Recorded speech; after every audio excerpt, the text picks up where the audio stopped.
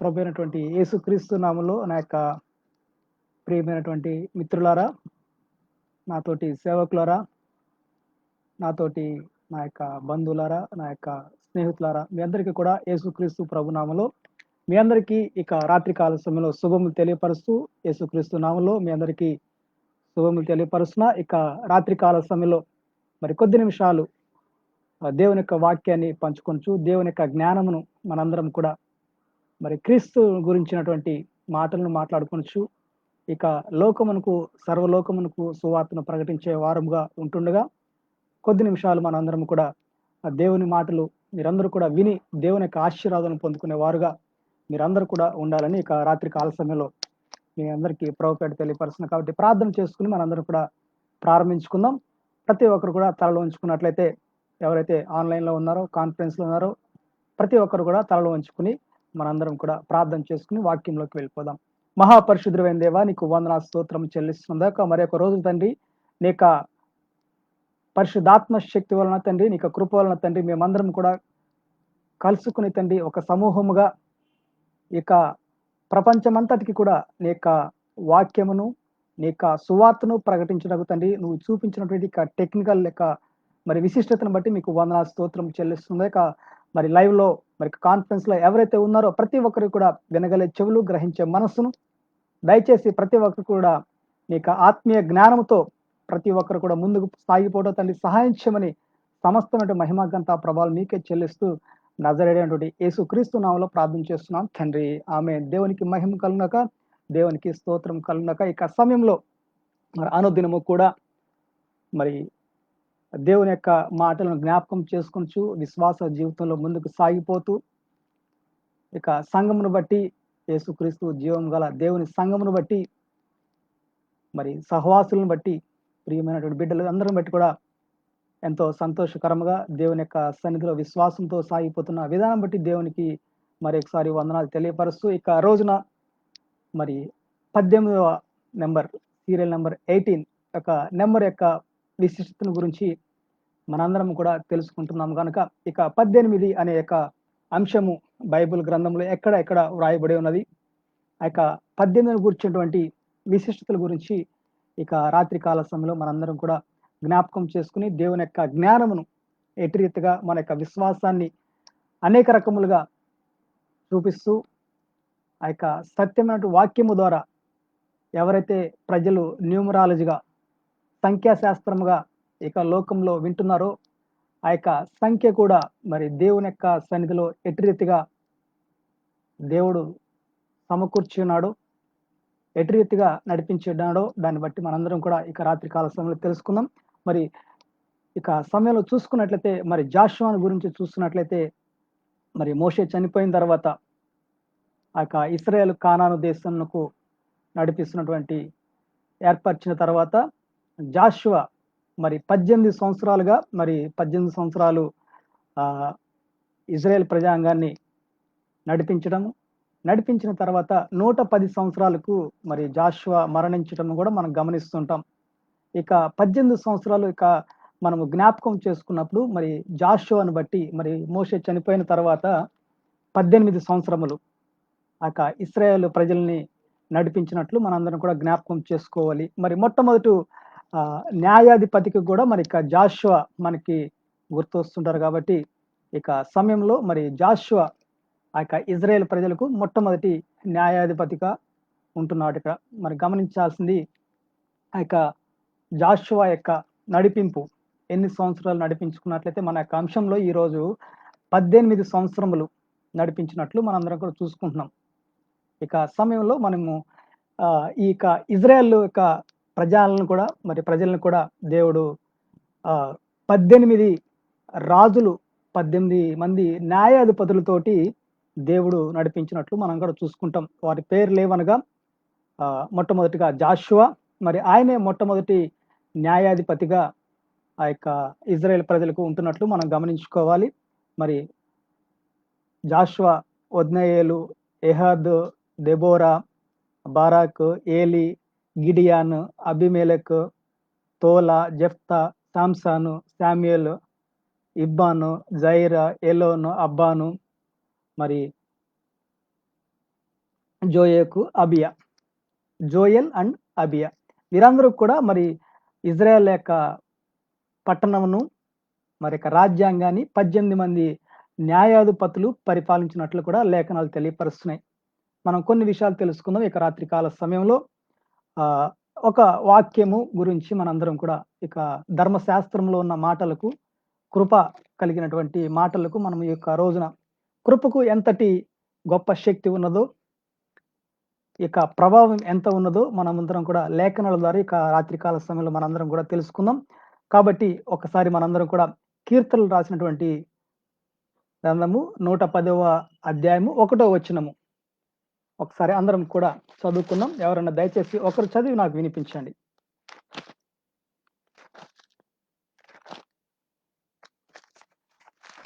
అవునండి.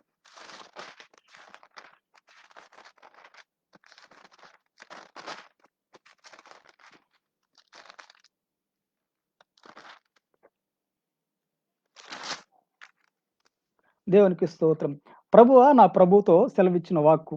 నేను శత్రువులను నీ పాదములకు పీఠముగా చేయ వరకు నా కుడి పార్శ్వమున కూర్చుండుము. దేవునికి స్తోత్రం కలుగును. అక్కడక్కడ చక్కటి మాటలను మరిక మన యొక్క శత్రువులందరినీ కూడా ఆయన యొక్క పాదముల యొక్క పీఠముకు కూర్చోబెట్టే వరకు కూడా నా కుడి పార్శ్వమున కూర్చుండుమని చెప్పేసి ఇక్కడ ప్రభువు నా ప్రభువుతో సెలవిచ్చినట్లు ఇక్కడ లేఖనాలు తెలియపరుస్తున్నాయి. ఈ యొక్క వాక్యమును మనం గమనించుకున్నట్లయితే ఆయన యొక్క పాదముల కింద మన యొక్క శత్రువులందరినీ కూడా ఇక రాత్రి కాల సమయంలో ఆయన యొక్క పాదములు చెంత చేరేంత వరకు కూడా మన పక్షమున ఉంచబడినట్లు ఉండనట్లు ఆయన యొక్క మహిమను కనపరుచున్నట్లు ఇక్కడ దావీదు భక్తుడు మరి మాట్లాడుతున్నట్లు మనం గమనిస్తున్నాం. ఇక సమయంలో చూసుకున్నట్లయితే ఈ యొక్క వచనాన్ని మరి ఇదంతా కూడా పాత నిబంధనలో మనం చూసుకుంటున్నాము. మరి కొత్త నిబంధనలో చూసుకున్నట్లయితే ఈ యొక్క వచనము మరి ఈ రోజు మన యొక్క అంశం ఏదైతే ఉన్నదో 18 ఇప్పటి వరకు కూడా మనం 1 నుంచి 17 వరకు నేర్చుకున్నాం. ప్రతి దినము కూడా అనేక అంశాలను బట్టి మనము నేర్చుకుంటా వస్తున్నాం.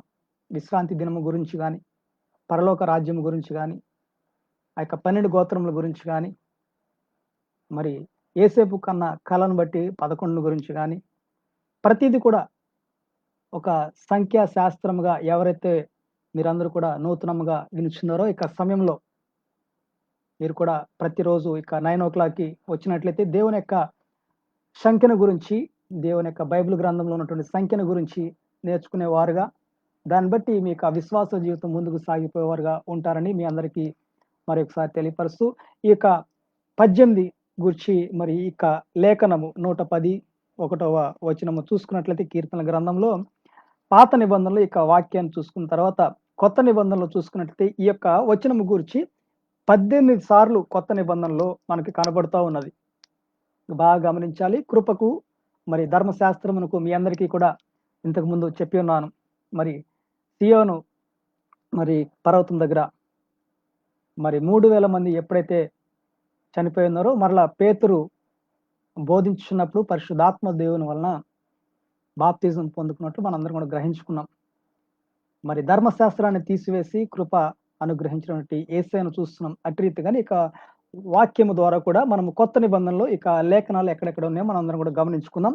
మత్తయి సువార్త 22వ అధ్యాయము 44వ వచనం. ఎవరైనా ఒకరు చదవండమ్మా.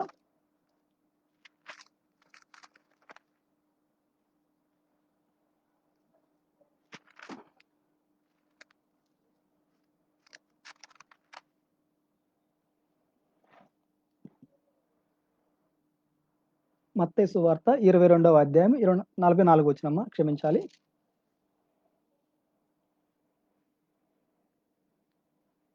44 అమ్మా. 22వ అధ్యాయము 44వ వచనం.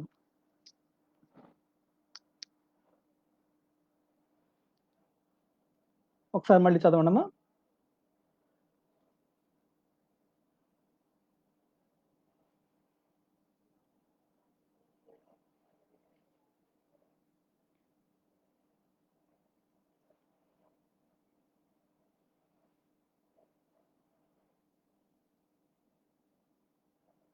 చదవండమ్మా.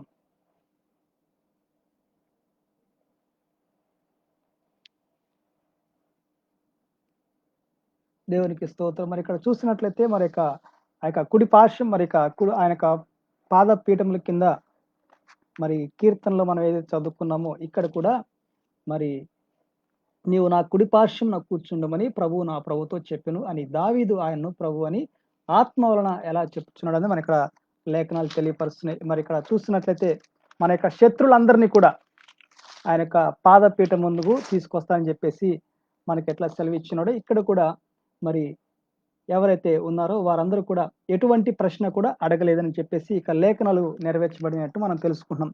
అటు రీతిగానే 26వ అధ్యాయము 64వ వచనం కూడా ఒకసారి చదువుకుందాం. 24వ అధ్యాయం మత్తయి సువార్త 64వ వచనం.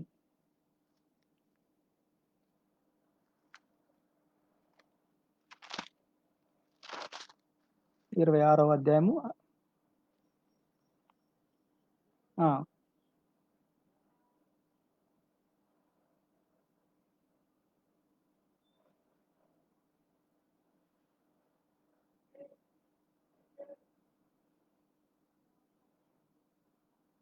చాలమ్మా.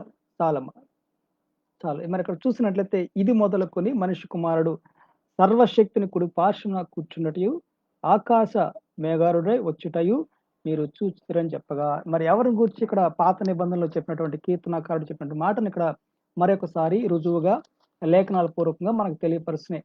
మరి ఎవరు చూస్తారని ఇక్కడ అన్ని జనులందరినీ కూడా ఆయన ఎవరైతే నమ్ముకోలేదో వారందరూ కూడా ఆయన యొక్క కుడి పార్శ్వన కూర్చున్నట్టు మరి ఆకాశ మేఘాడే వచ్చుట మీరు మనందరం కూడా చూస్తామని మరొకసారి ఇక్కడ లేఖనాలు తెలియపరుస్తున్నాయి.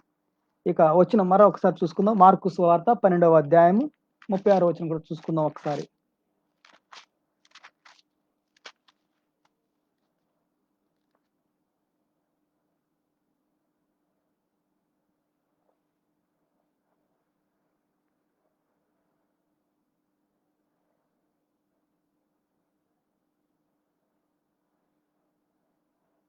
దేవునికి స్తోత్రం. హల్లెలూయా. నేను నీ శత్రువులను నీకు పాదపీఠముగా ఉంచు వరకు నీవు నా కుడి వైపున కూర్చుండమని ప్రభువు నా ప్రభువుతో చెప్పెను అని దావీదే పరిశుద్ధాత్మ వలన చెప్పెను. దేవునికి స్తోత్రం కలుగుగాక. మన యొక్క శత్రువులందరూ కూడా ఇక రాత్రి కాల సమయంలో ఎవరైతే వీక్షిస్తున్నారో, వింటున్నారో, ప్రత్యక్షంగా చూస్తున్నారో వారందరికీ కూడా మీ యొక్క శత్రువులందరికీ కూడా యేసుక్రీస్తుకుని నమ్ముకున్నట్లయితే మీరందరూ కూడా మీ యొక్క శత్రువులందరూ కూడా మీ యొక్క పాదముల కింద వచ్చి ఆయన యొక్క నామమును మహింపరిచే వారుగా దేవుడు మిమ్మల్ని అందరినీ కూడా చేశారు. కాబట్టి ఇక లేఖనాలన్నీ కూడా మన యొక్క శత్రువులు ఎవరండి? మన శత్రువులు కేవలము మనుషులు ఒక్కటే కాదు.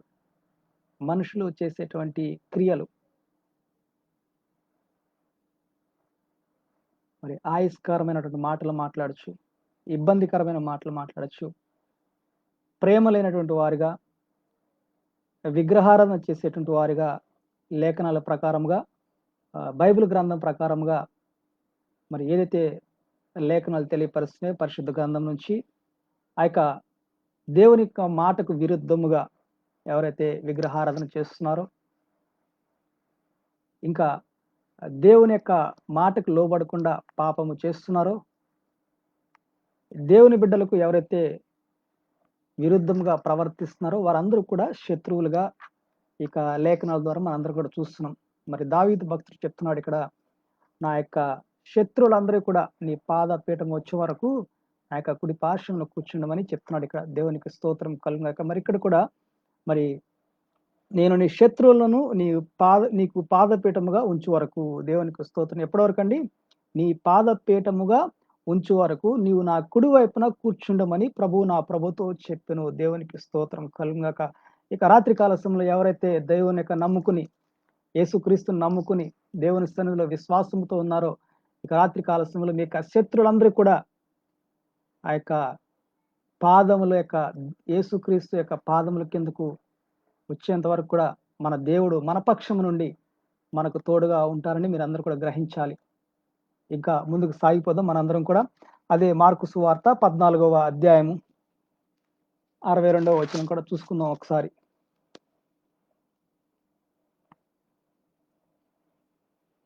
ఆ! హ్మ్. హ్మ్.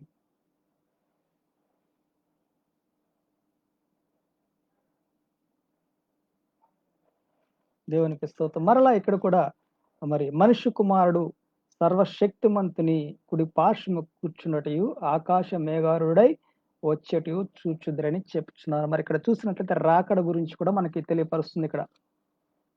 ఆ యొక్క మనుష్య కుమారుడు యొక్క మీరు మనుష్య కుమారుడు సర్వశక్తిమంతుని కుడి పార్శ్వము కూర్చున్నటయు ఆకాశ మేఘారుడై వచ్చేటియు చూచుదురని చెప్తున్నాడు. ఇక్కడ మనకి లేఖనాలు తెలియపరుస్తున్నాయి.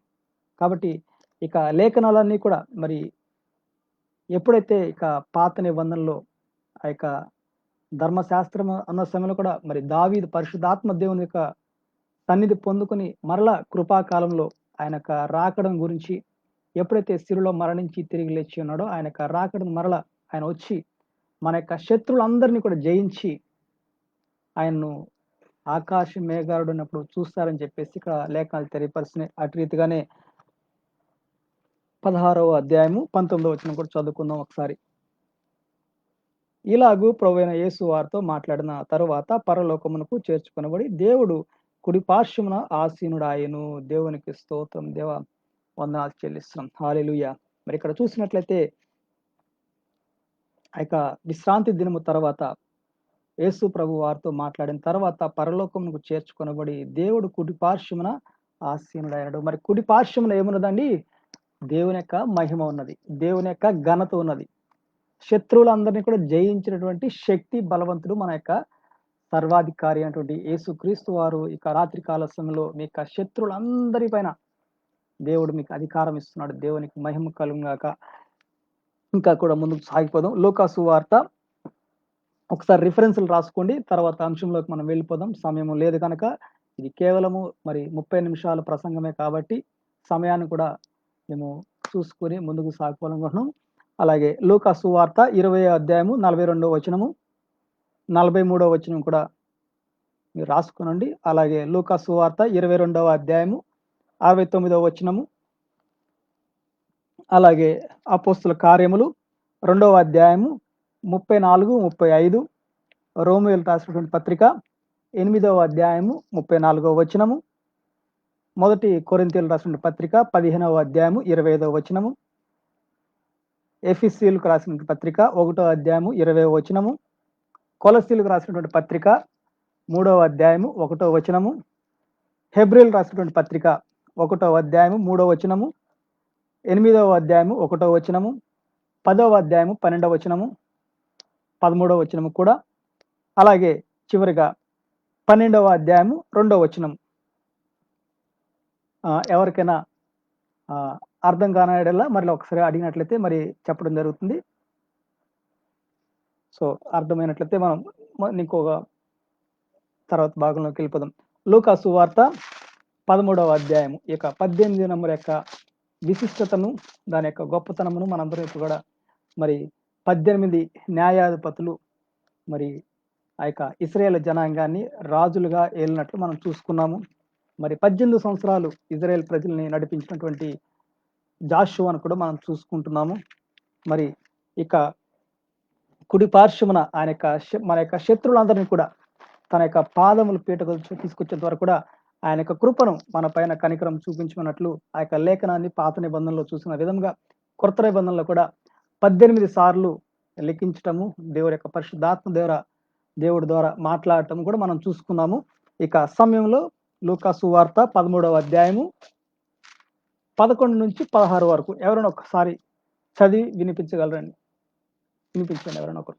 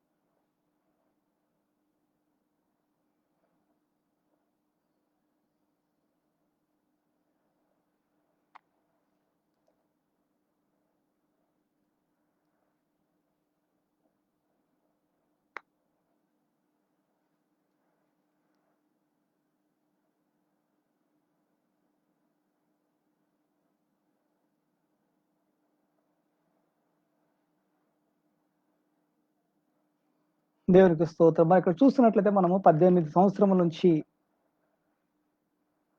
మరి బలహీనతోటి ఒక బలహీనపరుస్తున్నటువంటి దయ్యమును మనం చూస్తున్నాం ఇక్కడ. ఆ యొక్క ఒక స్త్రీని బలహీనపరుస్తున్నటువంటి ఒక దయ్యమును, ఒక దయ్యము పట్టినటువంటి స్త్రీని మనందరం కూడా చూసుకుంటున్నాం.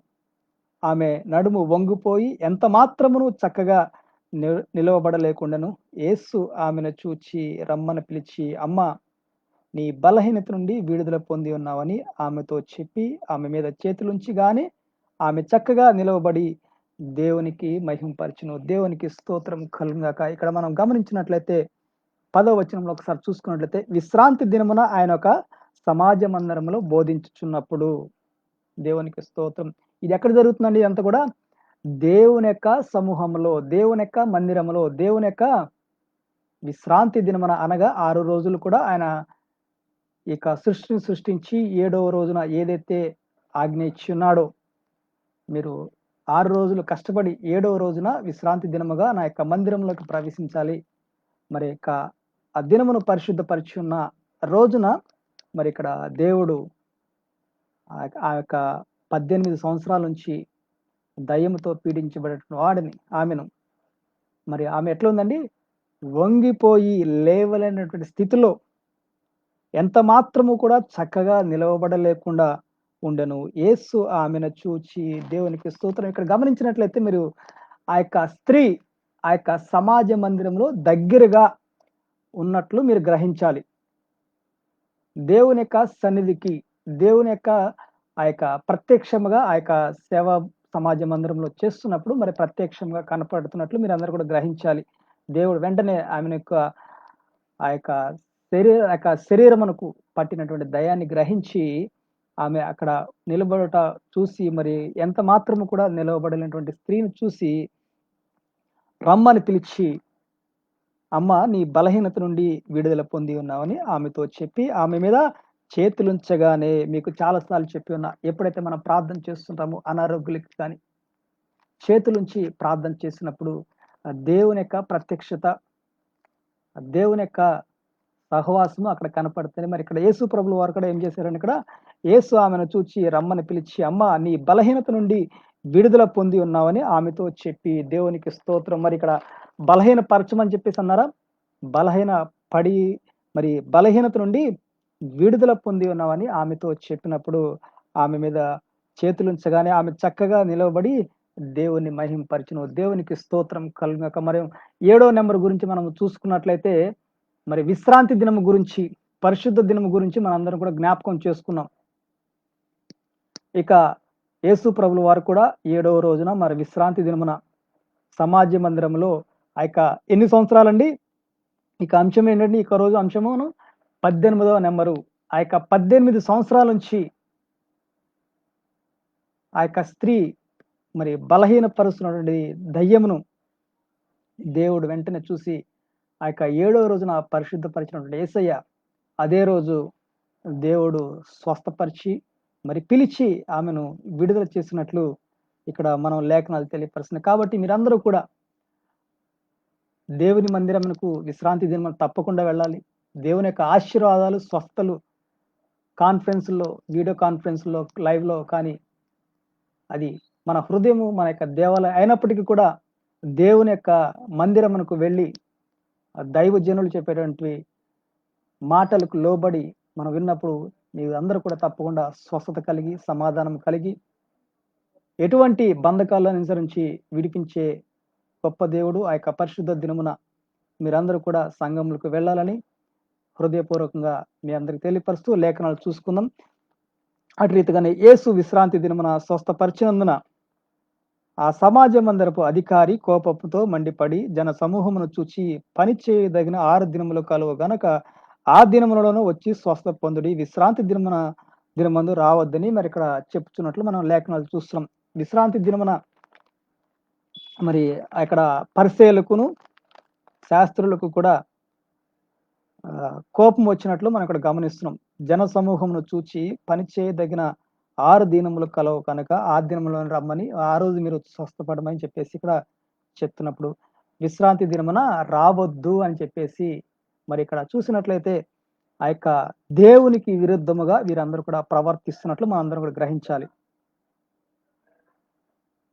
అందుకు ప్రభువ అందుకు ప్రభు అంటున్నారు వారితో, ఆ యొక్క మరి జన సమూహమును చూసినటువంటి ఆ యొక్క అధికారి కోపమును బట్టి యేసు ప్రభులు వారు అంటున్నారు మాట, మీలో ప్రతి వాడును విశ్రాంతి దినమున తన ఎద్దైనను గాడిది యొద్ద నుండి విప్పి తోలుకొని పోయి నీళ్లు పెట్టును కదా. ఇదిగో 18 ఏళ్ల నుండి సాతాను బంధించిన అబ్రహాము కుమార్తెన ఈమెను విశ్రాంతి దినమందు ఈ కట్ల నుండి విడిపింప తగదా అని అతనితో చెప్పాను. ఆయన ఈ మాటలు చెప్పినప్పుడు ఆయన ఎదిరించి వారందరూ సిగ్గుపడిరి. దేవునికి స్తోత్రం కలుగుగాక. మరి మరి మీ ఇంట్లో పశువులను గాని వీటన్నిటిని కూడా ఆదివారపు రోజున మీరు వాటికి ఆహారము గాని నీళ్లు గాని పెట్టట్లేదని మరి ప్రశ్న వేస్తూ, మరి 18 సంవత్సరాల నుంచి ఒక్క రోజుకే మీరు యొక్క పశువులను విడిచిపెట్టి వాటికి ఆహారం ఇవన్నీ కూడా ఇస్తున్నారు. మరి 18 సంవత్సరాల నుంచి ఆమె బాధపడుతుంది అని చెప్పడం మనందరం కూడా చూస్తున్నాం. ఆయన ఆ మాటలు చెప్పినప్పుడు ఆయన ఎదిరించి వారందరూ సిగ్గుపడిరి. మరి ఇక మాటలు చెప్పినప్పుడు ఆ యొక్క పశువుల గురించి మరి చెప్పినప్పుడు మరి ఆ యొక్క విశ్రాంతి దినమున బట్టి వారందరూ కూడా సిగ్గుపడుతున్నట్లు మనందరం చూస్తున్నాం. అయితే జనసమూహం అంతేమో ఆయన చేసిన ఘన కార్యములన్నిటిని చూచి సంతోషించిరి. దేవునికి స్తోత్రం కలుగాక. మరి ఎవరైతే దేవుని యొక్క మాటకు విరుద్ధముగా ఉన్నారో ఆ యొక్క అధికారిని బట్టి